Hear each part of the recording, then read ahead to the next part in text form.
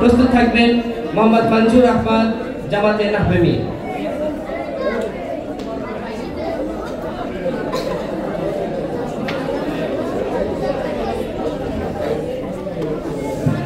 আসসালামু আলাইকুম ওয়া রাহমাতুল্লাহি ওয়া বারাকাতুহু।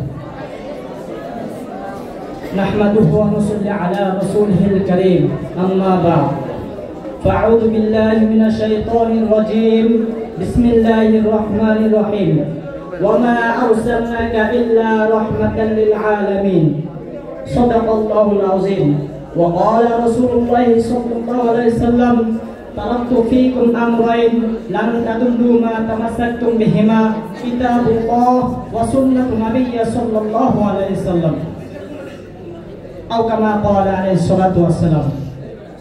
আলামান ছাত্র কাফেলা কর্তৃক আয়োজিত বাৎসরিক প্রতিযোগিতা অনুষ্ঠানের সম্মানিত সভাপতি, বিজ্ঞ বিচারক মণ্ডলী ও সুযোগ্য পরিচালক ও আমার সামনে উপবিষ্ট বাংলার বিভিন্ন অঞ্চল থেকে আগত এলএম পিপাসিত ছাত্র ভাইয়েরা, সকলকে জানাই আমার পক্ষ থেকে আন্তরিক মোবারকবাদ। প্রিয় উপস্থিতি, আজকে আমার বিষয়বস্তু হচ্ছে আদর্শ সমাজ গঠনে রাসূল সাল্লাল্লাহু আলাইহি ওয়াসাল্লামের অবদান। এই বিষয়ে আমি কিঞ্চিত আলোচনা করার চেষ্টা করব। আমার তাওফীক ইল্লা বিল্লাহ। প্রিয় উপস্থিতি, মহানবী হযরত মুহাম্মদ সাল্লাল্লাহু আলাইহি ওয়াসাল্লাম পৃথিবীতে আগমনের পূর্বে পৃথিবীতে ধর্মীয়, সামাজিক, সাংস্কৃতিক ও রাজনৈতিক অবস্থা অত্যন্ত শোচনীয় ছিল। সেই মূর্খতার যুগে মানুষের ছিল না কোনো সামাজিক অধিকার। ভুলে গিয়েছিল তারা নিজেদের সৃষ্টির মূল উদ্দেশ্য, যার ফলে বছরের পর বছর লেগে থাকতো নিজেদের মধ্যে যুদ্ধ সংগ্রাম। তখন নারী জাতির ছিল না সামান্য অধিকার, তখন নারী জাতির ছিল না সামাজিক অধিকার। খুনাখুনি, রাহাজানি, মদ্যপান, নেশা, জেনা, ব্যভিচার, অবৈধ কার্যকলাপ ছিল তখন নিত্যদিনের অভ্যাস। দরিদ্র, নিঃস্ব জনগণের রক্ত শোষণের জন্য সমাজের মধ্যে প্রচলন ছিল সুদ নামক হাতিয়ার।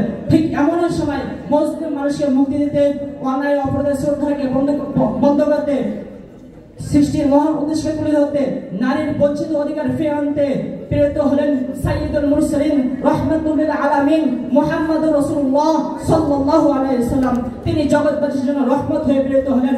এই জন্য আল্লাহ তাআলা পবিত্র কোরআনের সূরা আম্বিয়ার 107 নম্বর আয়াতে ইরশাদ করেন, ওয়া মা আরসালনাকা ইল্লা রাহমাতাল লিল আলামিন। প্রিয় উপস্থিতি, যখন রাসূল সাল্লাল্লাহু আলাইহি ওয়াসাল্লাম পৃথিবীতে আবির্ভূত হলেন, নবুয়ত লাভের পূর্বে সমাজের দুরবস্থা থেকে তিনি চিন্তিত হলেন এবং সমাজের অবস্থা পাল্টানোর চিন্তা করতে লাগলেন যে কিভাবে এই সমাজকে আদর্শ সমাজ হিসেবে পরিবর্তন করা যায়। এই লক্ষ্যে তিনি অনেক পরিকল্পনা গ্রহণ করেন। যখন সমাজের অবস্থা দিন দিন অবনতি হচ্ছিল, তখন তিনি 14 বছর বয়সে 584 হিসেবে সমাজে শান্তি ফিরিয়ে লক্ষ্যে নিজের সমবয়সী ছেলেদের সাথে নিয়ে হেলফুল ফুজুর নামক একটি সংগঠনে সেবামূলক কাজে অংশগ্রহণ করেন। যখন তিনি নবদ্বীপ্ত হয়েছেন, তখন থেকে কোরআনের আদেশ অনুযায়ী অনেক সুন্দরভাবে সমাজ পরিচালনা করেন।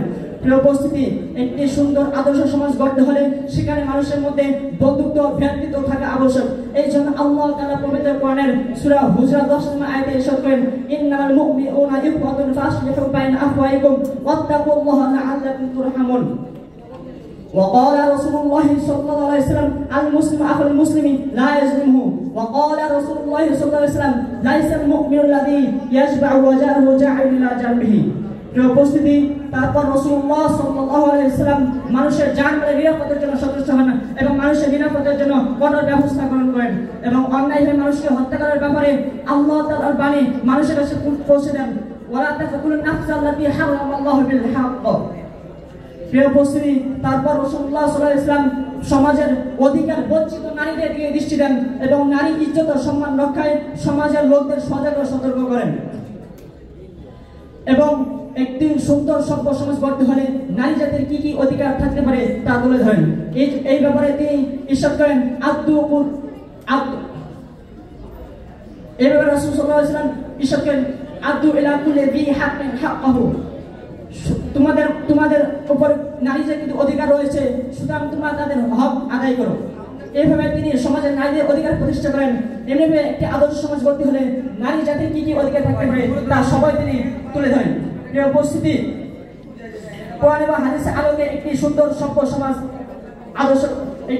সভ্য সমাজ কায়েম করা যায়। এই ব্যাপারে রাসূল সাল্লাল্লাহু আলাইহি ওয়াসাল্লাম বিদায় ভাষণে বলেছেন, তারাকতু ফীকুম আমরাইন লান তাদুল্লু মা তামাসসাকতুম বিহিমা কিতাবুল্লাহ ওয়া সুন্নাতি নাবিয়্যি সাল্লাল্লাহু আলাইহি ওয়াসাল্লাম।